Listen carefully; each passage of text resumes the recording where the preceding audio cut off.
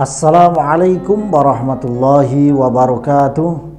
Bismillah, alhamdulillah, wassalatu wassalamu ala rasulillah wa ala alihi wa sahbihi wa mawalah. La hawla wa la quwata illa billah, amma ba'da. Sedulur sedaya rahimakumullah, semoga Allah subhanahu wa ta'ala senantiasa memberikan kita kesehatan zahiran babatinan, senantiasa melimpahkan rizkinya bagi kita semuanya, rizki yang barokah, halal, manfaat dunia akhirat. Allahumma amin. Dan semoga channel ini benar-benar bisa memberikan manfaat bagi kita semuanya. Jangan lupa like, comment, subscribe, dan share supaya lebih bermanfaat. Sedulur sedaya rahimakumullah, pada kesempatan kali ini kita akan melanjutkan pembahasan kitab Arba'in Nawawi untuk hadis yang ke-15 untuk part yang kedua. Kemarin kita sudah membahas tentang bagaimana pentingnya kita menjaga lisan kita. Nah, pada kesempatan kali ini kita akan membahas tentang man kana yu'minu billahi wal yaumil akhir fal yukrim jarah. Yaitu kita akan membahas tentang bagian yang kedua, yaitu betapa pentingnya kita harus memuliakan tetangga kita. Karena apa? Karena memuliakan tetangga bagian dari bukti keimanan kita kepada Allah Subhanahu wa ta'ala dan keimanan kita kepada yaumul akhir. Sedulur sedaya rahimakumullah, yang pertama, bahwa dikisahkan oleh Abu Dzar Al-Ghifari. Abu Dzar Al-Ghifari pada saat itu menerima dawuh dari junjungan kita Nabi Agung Muhammad sallallahu alaihi wasallam, bahwasanya Abu Dzar Al-Ghifari beserta istrinya didawuhi oleh Rasulullah Muhammad sallallahu alaihi wasallam ketika dia memasak. Ketika dia memasak, didawuhi oleh Rasulullah untuk memperbanyak kuahnya. Supaya apa? Supaya tetangga kiwa tengen rumah Abu Dzar Al-Ghifari itu bisa menerima bagian sayur yang dimasaknya. Artinya apa? Artinya di sini bahwa Rasulullah tidak menyampaikan untuk memperbanyak lauknya, tidak untuk memperbanyak sayur-mayurnya, tetapi perbanyaklah kuahnya. Artinya bahwa Rasulullah memberikan gambaran yang sangat luar biasa bahwa untuk berbagi dengan tetangga, murah hati kepada tetangga tidak harus dengan sesuatu hal yang mahal. Cukup dengan apa yang kita miliki saja, yang sehari-hari kita miliki saja. Kalau kita punyanya hari ini telo, maka berikanlah telo. Ketika kita punyanya kentang, berbagi kentang. Bahkan Nabi Muhammad SAW pada hadis yang lain juga menyampaikan, diharapkan kita semuanya menjaga diri kita dari apa? Dari api neraka. Dengan cara apa? Dengan cara yang sederhana, walau bisikit tamroh, walau dengan satu sigar kurma. Sedulur sedaya bisa bayangkan kurma itu seberapa besarnya, itu saja dipotong. Yang penting apa? Yang penting kita mau berbagi, kita mau sedekah kepada saudara kita, kepada tetangga kita. Karena apa? Sedekah kita itu akan menjadi bagian penyelamat kita dari api neraka. Dan juga penting bagi kita ketika kita sudah berbagi dengan tetangga kita, kita sudah memberi apa yang kita miliki kepada tetangga kita, entah yang terbaik yang kita miliki, yang spesial yang kita miliki, atau ketika kita mampu memberikan yang sangat sederhana kepada tetangga kita semuanya. Satu kuncinya, ketika kita sudah memberi, jangan sekali-kali kita mengungkit-ungkit atau katakanlah kita mencerita-ceritakan apa yang sudah kita berikan kepada tetangga kita. Karena apa? Karena ketika kita mengungkit-ungkit pemberian kita, baik itu disampaikan langsung kepada tetangga kita yang menerima atau kepada orang lain, maka itu akan sangat menyakitkan hati tetangga kita. Dan di akhirat pun kita tidak akan mendapatkan bagian dari apa yang sudah kita sedekahkan. Sedulur sedaya rahimakumullah. Kemudian yang kedua, ada sebuah kisah di mana seorang sahabat bernama Samurah bin Jundab memiliki permasalahan dengan seorang sahabat Ansor, di mana sahabat Ansor beliau memiliki rumah yang bersebelahan dengan kebun yang dimiliki oleh Samurah bin Jundab. Pada saat itu, pohon kurma yang dimiliki oleh Samurah bin Jundab ini mepet sekali dengan bangunan rumah yang dimiliki oleh sahabat Ansor ini. Kemudian, sahabat Ansor ini bilang kepada Samurah, "Ya Samurah, tolong tebanglah pohonmu atau kurangilah dahan-dahan ini, karena ini sangat membahayakan dan sangat mengganggu rumahku. Bila mana terjadi sesuatu, pohonmu atau ranting pohonmu itu patah, maka mengenai rumahku. Maka tolonglah ini dipotong saja pohonnya." Tetapi Samurah bin Jundab menolaknya. "Tidak, aku menanamnya di tanahku. Kalau itu pangnya kemana-mana ya terserah pohonnya, tapi yang penting aku menanamnya di tanahku." Kemudian sahabat Ansor ini wadul atau melapor kepada Rasulullah Muhammad SAW dengan kasus tersebut. Rasulullah dawuh kepada Samurah untuk memotong pohon tersebut. Namun Samurah menolaknya. "Maaf ya Rasulullah, aku menanam pohonku di tanahku. Jadi aku tidak akan memotong pohon ini." Mendengar jawaban yang demikian, kemudian Rasulullah bersabda, "Ya Samurah, kamu telah melakukan kezaliman dengan membahayakan tetanggamu."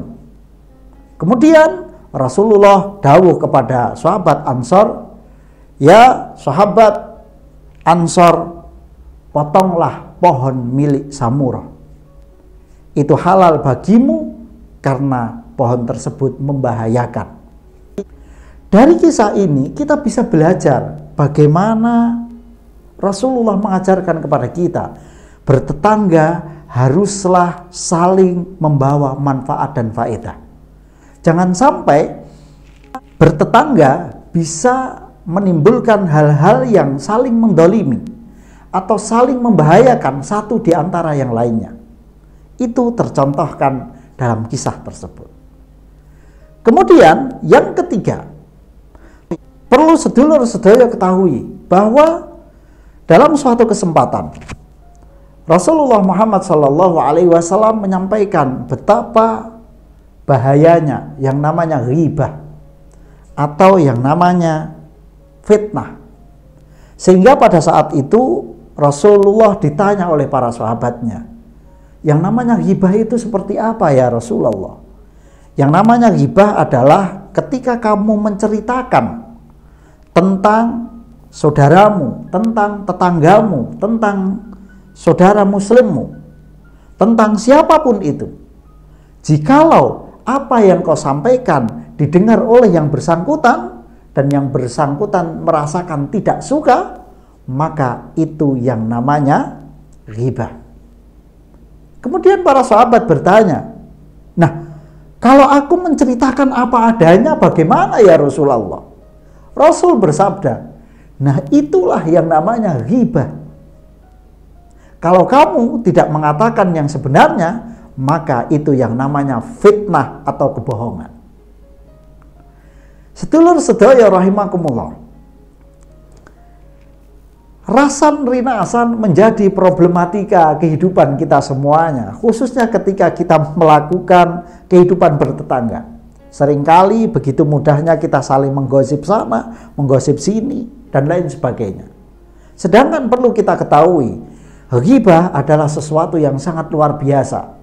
Sehingga pada suatu saat Sayyidah Aisyah bercerita kepada Rasulullah tentang tetangganya yang bernama Sofiyah. Kebetulan Sofiyah ini badannya gemuk. Kemudian Sayyidah Aisyah bercerita kepada Rasulullah, "Ya Rasulullah, si Sofiyah gendut, gini. oh, kalau jalan kiwa tengen huruf ya, dan lain sebagainya. Kemudian apa tanggapan Rasulullah? Aku tidak bisa berkomentar dengan apa yang kau ceritakan. Namun pastinya aku tidak bisa membicarakan orang lain. Walaupun aku dibayar mahal untuk ngomong ke wong, untuk hibah, maksud Rasulullah. Artinya apa? Ini sesuatu hal yang sangat mengerikan dan membahayakan. Karena apa? Dengan hibah, permasalahan dalam bertetangga ini sangat besar sekali, kemungkinannya akan menjadi problem yang sangat luar biasa. Oleh karena itu, mari kita sangat perlu berhati-hati. Kita harus berhati-hati tentang masalah hibah dan fitnah. Memang kita sampaikan, bertetangga, akrab dengan tetangga adalah sesuatu hal yang terpuji. Namun demikian, jangan sampai keakraban itu selalu dibumbui oleh hal-hal yang dilarang oleh Allah, yang dilarang oleh Rasulullah Muhammad SAW.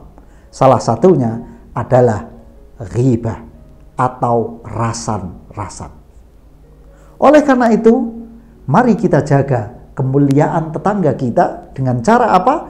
Dengan cara jangan menghibah dan jangan bersama dengan tetangga kita menghibah orang yang lainnya. Sedulur sedaya rahimakumullah. Kemudian yang keempat adalah sebuah hadis dari sahabat Ayyub radhiyallahu anhu yang diceritakan dari hadis Imam Muslim, bahwasanya Rasulullah Muhammad SAW bersabda, setiap hari Senin dan hari Kamis para malaikat melaporkan catatan amal yang kau perbuat yang belum disampaikan oleh Allah Subhanahu wa taala. Kemudian Allah Subhanahu wa taala akan memberikan pengampunan kepada hambanya yang sudah melakukan kebaikan-kebaikan selama hidupnya,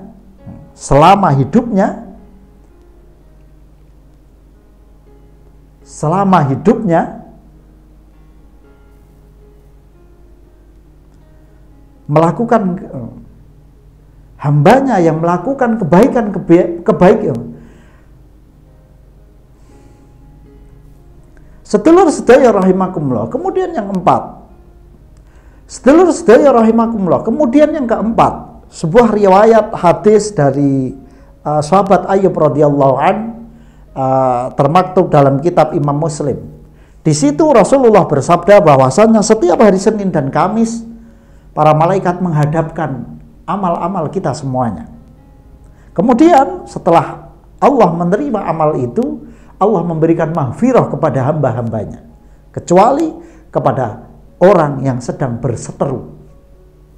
Ketika orang yang berseteru itu kemudian mereka bertobat, kemudian berdamai, maka Allah akan mengampuni keduanya dan menerima amal-amal kebaikan mereka. Oleh karena itu, penting bagi kita untuk bersalam atau berdamai dengan tetangga kita. Jangan sampai kita memiliki problem yang menjadikan kita semuanya kemudian saling diam di antara tetangga kita. Itu tidak baik. Apalagi kita berdiam dengan tetangga kita lebih dari 3 hari.